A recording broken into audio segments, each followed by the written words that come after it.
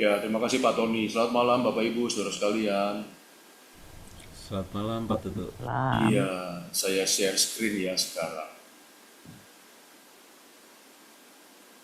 Oke, sebentar.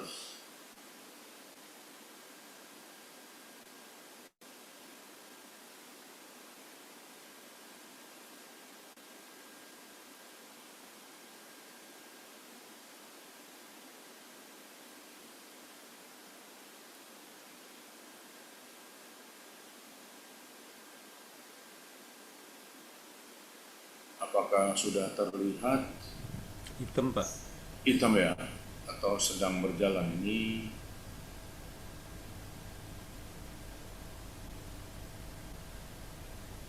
Masih belum ya?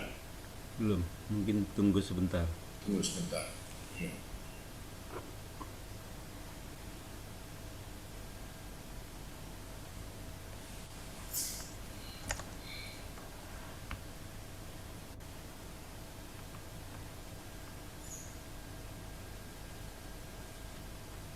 Ya, sudah Pak. Sudah ya? Sudah, Good. sudah. Yes, oke, good. Yap. Bapak Ibu, saudara sekalian, terima kasih untuk kesempatan sharing firman Tuhan malam ini kembali. Tema malam ini adalah mengandalkan Tuhan.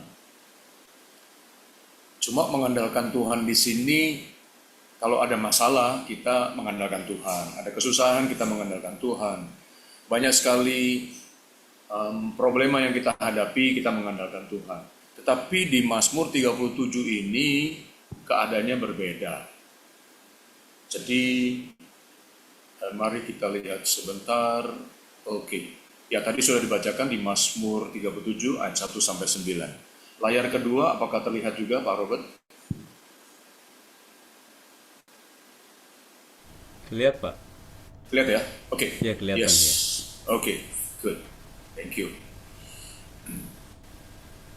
Jadi Mazmur 37 ini cukup unik karena dibilang janganlah geram terhadap orang jahat. Jangan iri hati kepada orang yang berbuat curang. Nah, ayat yang kedua nih, yang kita mungkin suka ya, sebab mereka segera lisut seperti rumput dan layu seperti tumbuh-tumbuhan hijau. Jadi kenyataannya, itu orang jahat, itu terus berbuat jahat. Orang yang berbuat curang, lolos dari hukuman. Itu ayat yang pertama yang tadi kita baca. Lalu kita berpikir, Tuhan berada di mana ini? Kok enaknya sekali orang jahat berbuat jahat terus, dan orang yang berbuat curang terus dan lolos dari hukuman. Ayat yang ketujuh, orang yang berhasil dalam hidupnya, padahal dia korupsi. Orang yang melakukan tipu daya, orang lain tertipu terus, begitu. Jadi kita di sini melihat ketidakadilan. Kita melihat orang tidak, maksudnya seperti begini, ini contoh. Kita melihat orang tidak ke gereja, males-malesan, selalu diberkati. Justru orang yang rajin ke gereja dan berusaha untuk hidup benar, tetapi ada saja musibah yang menimpa dirinya. Bisa-bisa juga kita. Ada orang yang jahat mulutnya, tetapi mereka selalu aman-aman saja. Kita yang tidak bermulut jahat, bahkan membimbing orang lain ke jalan yang benar, ada saja celaka yang kita terima. Bahkan karena itu sudah masuk di dalam hati dan pikiran kita, akhirnya kita mengarang sebuah celaka buat orang lain. Buat orang-orang yang jahat dan curang.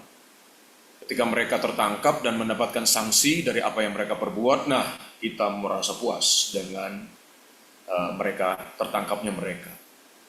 Ya kenapa bisa begitu? Nggak adil sih. Nggak adil. Karena orang yang jahat itu lolos dari hukuman. Jadi apalagi kalau kita lihat di ayat 2 tadi. Saya sudah bacakan, sebab mereka segera lisut seperti rumput dan layu seperti tumbuh-tumbuhan hijau. Kita senang dengan ayat ini, karena orang yang berbuat jahat dan yang berbuat curang, itu mereka akan lisut seperti rumput. Kalau perlu ditulis di Alkitab, kalau perlu mereka babak belur begitu ya, dihukum berat sesuai dengan perbuatan mereka. Nah, kalau gitu baru adil. Mereka kalau perlu harus di bumi hanguskan. Tidak perlu ada lagi di depan kita. Setimpal dong, karena mereka harus mendapatkan hukuman yang pas dengan perbuatan mereka. Nah, kita gregetan, kita gemas dengan orang-orang yang berbuat jahat, orang yang berbuat curang. Kita gregetan dengan orang-orang yang demikian. Sebetulnya bukan karena mereka melakukan kejahatan, bukan karena mereka melakukan kejahatan saja, tetapi mengapa mereka sudah berbuat kejahatan? Selalu mereka ya tetap diberkati, selalu dilindungi, selalu dipedulikan oleh Tuhan. Tuhan tidak meninggalkan mereka. Sebaliknya, kita rajin ke gereja, rajin beribadah, rajin bersaat teduh di rumah, tidak pernah bolos ke gereja, rajin melayani. Kita tidak pernah absen untuk berbuat baik kepada orang lain. Kita selalu menolong, bahkan kita selalu melerai kalau ada orang yang bertikai. Kita memperdamaikan orang yang sedang bertengkar, dan seterusnya, dan seterusnya. Kok seolah-olah hidup kita ini tidak diberkati? Ada saja kejadian-kejadian yang tidak mengenakkan diri kita. Doa kita yang sudah lama, kita naikkan, kita panjatkan, dan itu tidak didengar oleh Tuhan. Seolah-olah Tuhan tidak menjawab dan tidak mendengar. Tuhan diam saja. Rencana-rencana kita banyak yang gagal. Ini semua adalah bagian dari kenyataan yang ada di hadapan kita. Kita melihat orang lain selalu saja menyakiti hati orang lain, tetapi tetap sukses. Orang-orang itu melakukan seenaknya apa saja terhadap kita, bahkan terhadap orang lain. Tetapi mereka fine-fine saja, baik-baik saja, aman-aman saja. Nah, kita mulai iri, kita mulai lemah, kita mulai gemes. Kapan ini bisa berakhir? Ketidakadilan akan terus muncul dan terus berkecamuk di dalam diri kita. Kita bahkan terus membanding-bandingkan diri kita dengan orang lain. Ya, sekali lagi kita akan bilang bahwa ini ketidakadilan yang kita alami. Orang jahat tetapi mendapatkan kebaikan. Kita menganggap bahwa kita sudah melakukan kebenaran, tapi kita tidak diberkati. Terus kita membanding-bandingkan, dan akhirnya apa? Kita habis waktu kita untuk membanding-bandingkan dan menguras energi, dan akhirnya kita burn out, kita lelah. Kita lebih dalam lagi, mengapa orang lain yang sudah berbuat jahat masih saja diampuni oleh Tuhan? Inilah salah satu penyebab mengapa kita berat untuk mengampuni orang lain, atau bahkan sama sekali tidak mau mengampuni. Karena kita yang benar,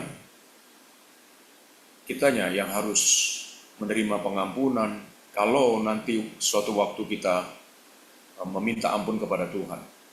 Tapi orang jahat seperti dia, kenapa Tuhan ampuni terus? Di dalam hal membanding-bandingkan ini, 2 tahun yang lalu pada bulan Agustus tahun 2023,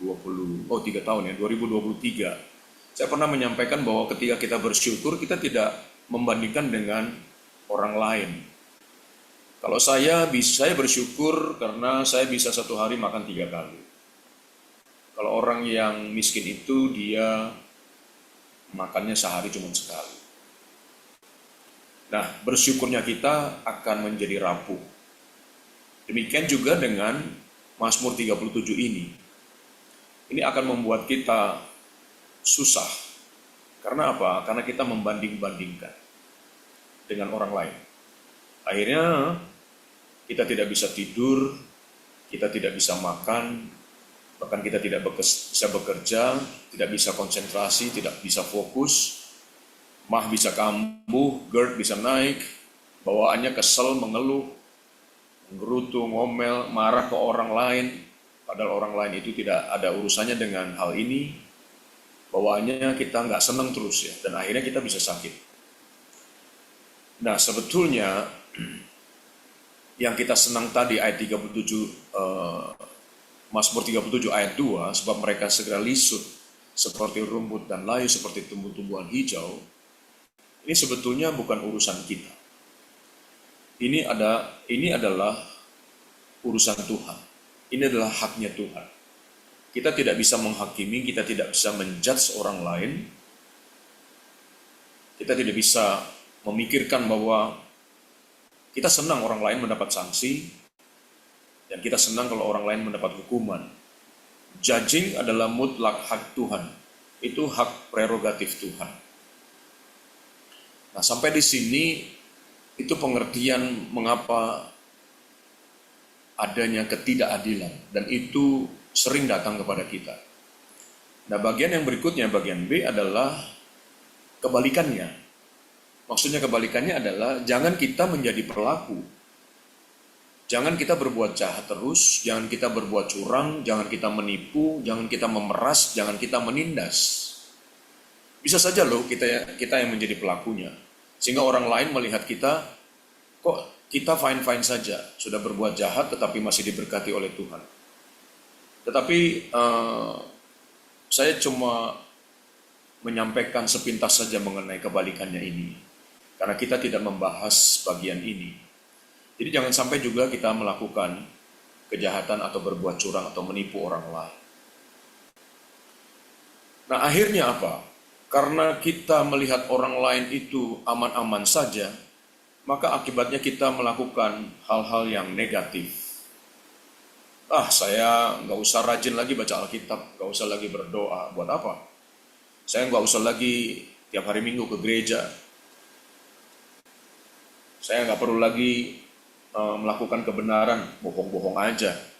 Saya korupsi aja. Kasbon atau kwitansi saya buat 2. Atau antara uang yang masuk dengan keluar tidak ada catatannya. Saya mulai hari ini tidak mau lagi, saya memutuskan tidak mau lagi berbuat baik. Capek, karena melihat orang lain itu justru mereka enak-enak. Mereka tidak dihukum Tuhan. Akhirnya, saudara-saudara, semua kebaikan dan kebenaran yang kita lakukan selama ini, itu akhirnya kita singkirkan. Kita tidak lagi mau melakukannya. Buat apa? Harus berkonsentrasi menggumuli firman Tuhan lalu menjalankannya. Kita sudah minta tolong kepada Roh Kudus untuk bisa kita mampu untuk melakukan firman Tuhan. Tetapi kita sudah berbuat baik dan berbuat benar, seolah-olah Tuhan tidak melihat kita. Dan orang-orang yang tadi yang berbuat curang dan berbuat jahat, justru hidupnya enak-enak saja. Pokoknya mulai sekarang saya akan tabrak saja. Semua hukum Tuhan saya tabrak saja. Masa bodoh dengan hukum dari Tuhan. Semua yang peraturan-peraturan yang ada di Alkitab, masa bodoh saya. Masa bodoh dengan etika. Hati kita sudah mulai gelap. Dan akhirnya kita kalap. Dan kita bukan saja mata dibutakan, hati dibutakan, dan akhirnya pikiran kita jahat. Dan akhirnya seperti tadi, kita menjadi pelaku. Mengapa bisa terjadi pemikiran dan keputusan yang demikian? Penyebabnya adalah iri hati. Iri hati. Membanding-bandingkan. Orang lain lebih baik daripada kita. Kita bisa melihat anak yang terhilang, yang menghabiskan uang ayahnya, dia minta warisan dari bapaknya, padahal bapaknya masih hidup, lalu bapaknya tetap memberikan, dan uangnya dihabiskan. Dia berfoya-foya, dia bersenang-senang. Dan ketika dia melarat, habis uangnya, makan saja tidak mampu, tidak punya uang, akhirnya dia masuk ke kandang babi bersama dengan babi, makan apa saja yang ada di situ. Teringatlah dia kepada bapaknya yang di rumahnya. Dan dia merasa sudah berdosa dan dia harus kembali ke rumah bapak. Tetapi sampai di rumah, sebelum sampai di situ, bapaknya sudah menunggu di depan pintu. Dan memeluknya dan menciumnya. Dan membuatkan pesta, memandikannya, dan memberikan pakaian yang bagus. Nah, abangnya iri. Kita sedang membicarakan masalah iri. Nah, abangnya iri kepada adiknya yang telah berbuat jahat, tetapi oleh bapaknya justru disambut dan dibuatkan pesta. Belum lagi, saudara-saudara, iblis itu suka mengungkit-ungkit dan membangkit-bangkitkan rasa iri di dalam diri kita. Tuh lihat tuh tetangga kamu, tuh lihat tuh orang yang tidak pernah beribadah, bolos ke gereja, tetapi hidupnya senang terus. Dan iri hati ini menjadi penyebab kekacauan hati kita.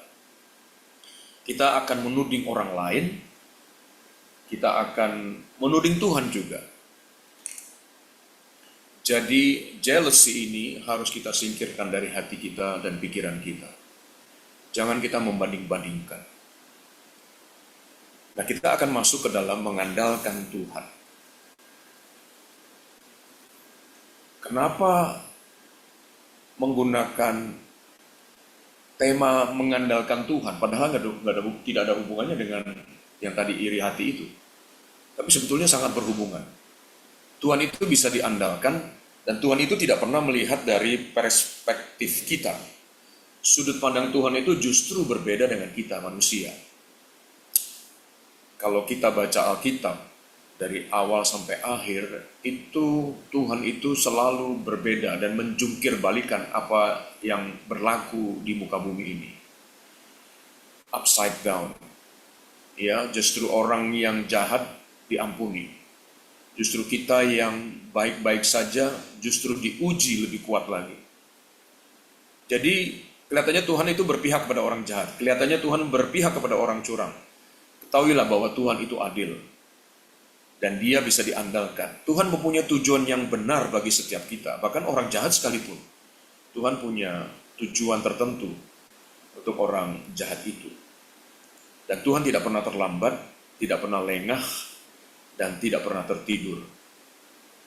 Pendeta Chris Marantika ketika retreat pemuda se-Sinode GSRI tahun 1984, dia mengatakan bahwa Tuhan tidak pernah kewalahan. Tuhan tidak pernah kewalahan. Artinya, Tuhan itu dia bisa diandalkan dan dia memperhatikan anaknya satu demi satu. Dia tidak akan pernah meninggalkan kita. Kita yang suka meninggalkan dia. Jadi Tuhan tidak pernah kewalahan dengan masalah kita, problema kita. Jadi kalau kita datang kepada Tuhan, Tuhan itu bisa diandalkan kok. Dia betul-betul bisa dipegang. Itu semua artinya Tuhan sangat-sangat peduli dengan kita. Kita tidak mengandalkan kepandaian kita sendiri. Mengandalkan Tuhan bukan hanya berarti bahwa kita aman di tangan Tuhan, tetapi juga kita harus setia melayani Tuhan. Janji untuk setia selamanya mengiring Tuhan, menjadi muridnya, dan habis-habisan melayani Tuhan. Kita ini bukan Superman. Saya sikat semua tuh orang jahat. Saya tabrak tuh semua. Saya samperin tuh orang-orang yang berbuat curang. Kita kira bahwa kita bisa melakukan semua itu. Biarkan Tuhan yang melakukan itu, karena semua itu adalah haknya Tuhan. Tuhan kita itu bisa diandalkan dan dia memegang tangan kita. Saya menggunakan dua gambar yang sangat berbeda tadi. Yang satu Superman, powerful, jago, hebat, dan itu seperti kita yang mau menghabisi orang-orang yang berbuat jahat. Tapi justru ketika kita memegang tangan Tuhan, itu adalah menggambarkan bahwa kita adalah orang-orang yang lemah.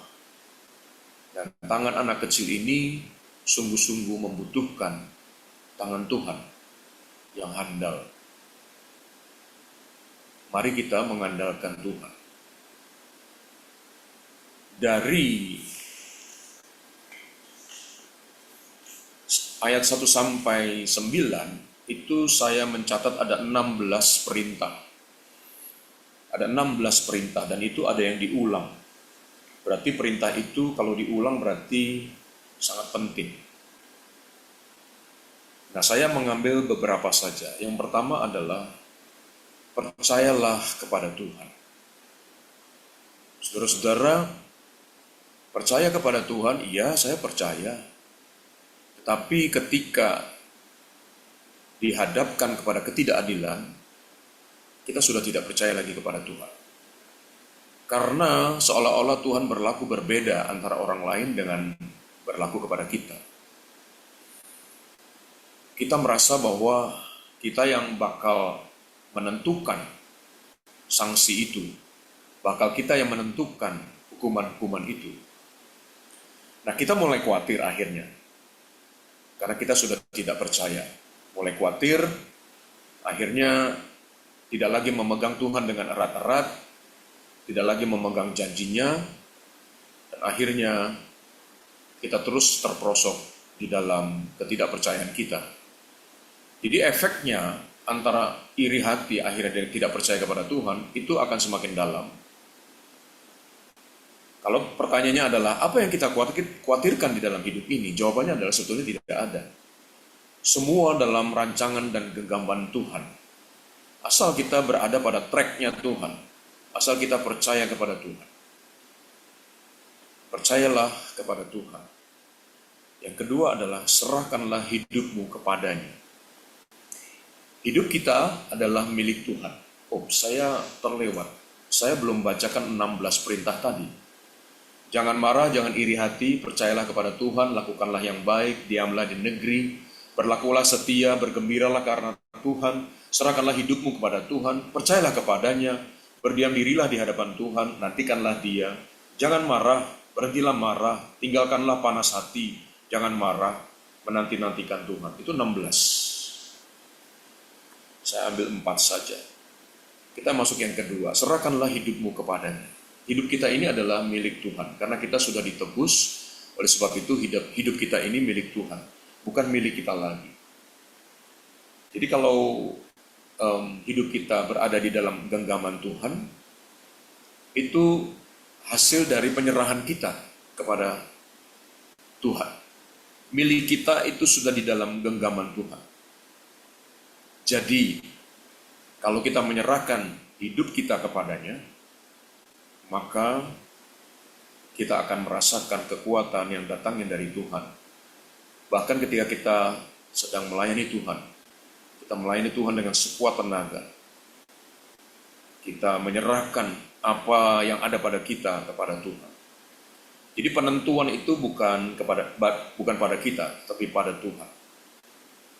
Kita masih ingat ketika Tuhan Yesus disalib,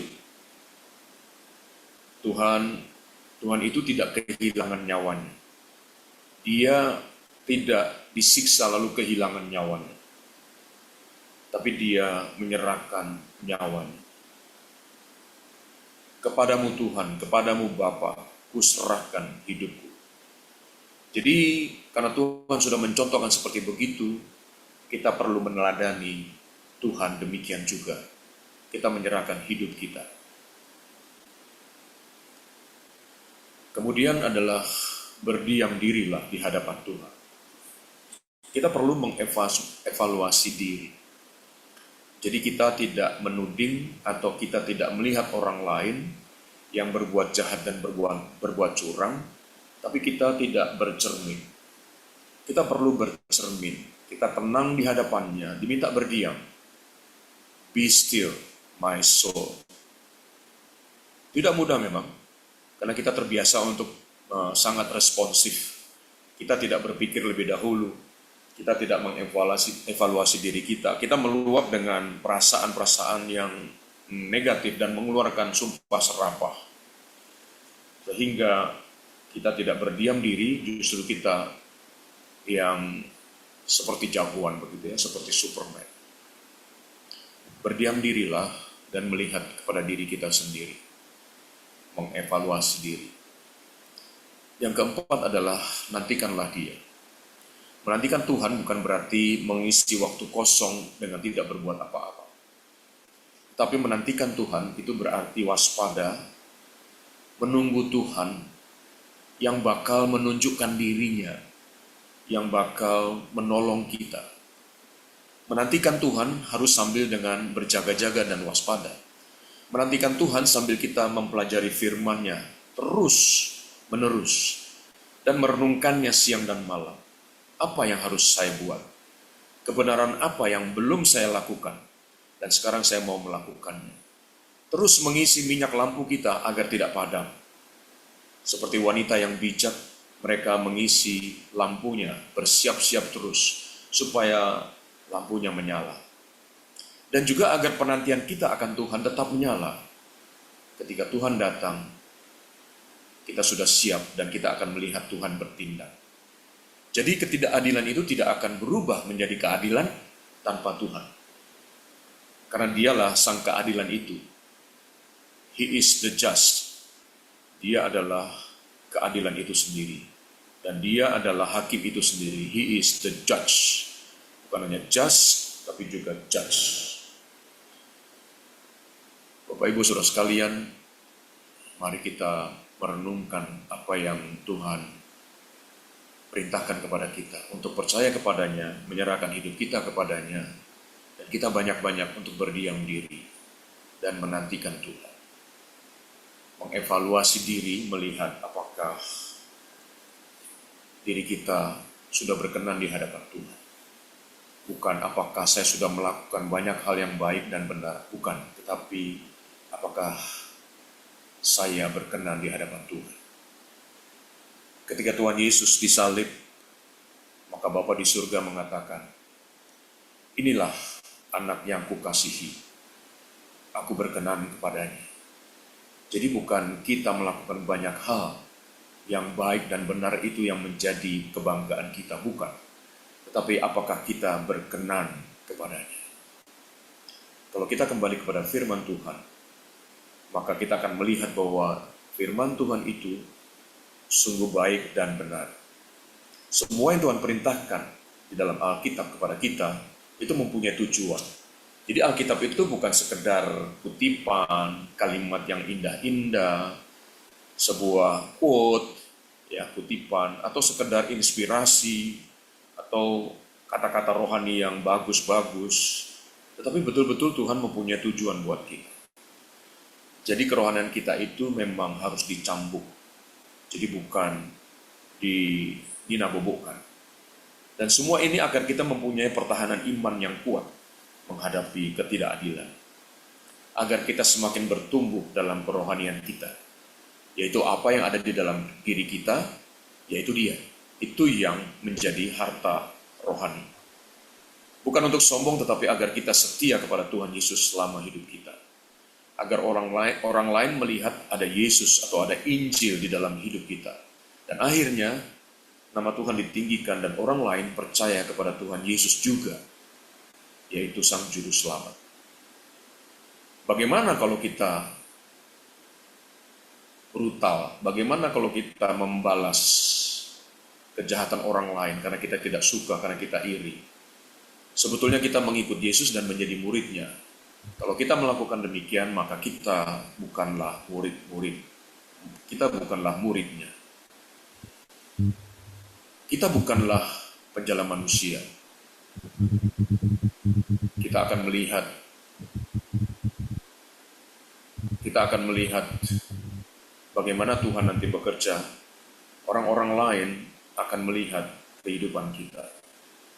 Dan orang lain akan percaya pada Tuhan Yesus. Itu menjadi tujuan akhir dari hidup kita. Bahwa orang lain datang kepada Tuhan. Tuhan berkata begini, aku mencari seorang manusia yang memiliki hati seorang murid. Yang mau mengandalkan diriku dalam menghadapi ketidakadilan. Itukah dirimu? Kiranya Tuhan memberkati. Saudara-saudara. Mohon kesediaan Pak Robert untuk berdoa bersyukur. Mari kita berdoa. Bapa di dalam surga, kami bersyukur untuk seluruh ibadah kami pada malam hari ini. Secara khusus juga untuk kebenaran firman yang sudah disampaikan oleh hamba-Mu melalui Pak Tutus Sukendro. dari Mazmur 37 ayat 1 sampai 9. Bagaimana anak-anak Tuhan ketika melihat ketidakadilan kadang marah dan kadang merasa tidak adil, dan seringkali juga menjadi iri hati dan membandingkan dengan cara yang salah. Namun kebenaran firman-Mu ini menjadi tuntunan bagi kami. Firman-Mu juga mengajak kami agar kami mengandalkan Tuhan, sebab Tuhan yang berdaulat atas segala sesuatu. Tuhan juga berkuasa atas segala sesuatu. Tuhan memerintahkan agar kami tetap berlaku baik, menyerahkan jalan hidup kami kepada Tuhan, berdiam menunggu Tuhan turut campur tangan dan menolong kami. Sebab Tuhan juga mengasihi orang-orang yang taat kepada Tuhan, dan semua orang fasik akan juga mendapat hukuman yang setimpal dari Tuhan yang adalah hakim itu atas seluruh hidup manusia. Kiranya Tuhan menolong kami semua. Kami juga diajak berefleksi agar kami bukan sekedar melakukan banyak pekerjaan baik, tapi melakukan dengan benar, melakukan dengan cara yang Tuhan kehendaki dalam kehidupan kami. Terima kasih Bapa untuk Pak Tutu Sukendro. Tuhan juga memberkati seluruh keluarga, segala aktivitas dan semua pelayanan yang dikerjakannya. Kiranya menjadi berkat bagi banyak orang dan menjadi kemuliaan bagi Tuhan saja. Juga Pak Tony yang sudah menjadi liturgos, Tuhan juga berkati keluarga dan pelayanannya. Kami semua yang sudah hadir di dalam ibadah ini, kami bersyukur ya Tuhan, Engkau yang menguatkan kami, memanggil kami untuk setia beribadah dan juga berdoa bersama-sama. Kami percaya Tuhan akan menjawab doa-doa kami melampaui apa yang dapat kami ucapkan.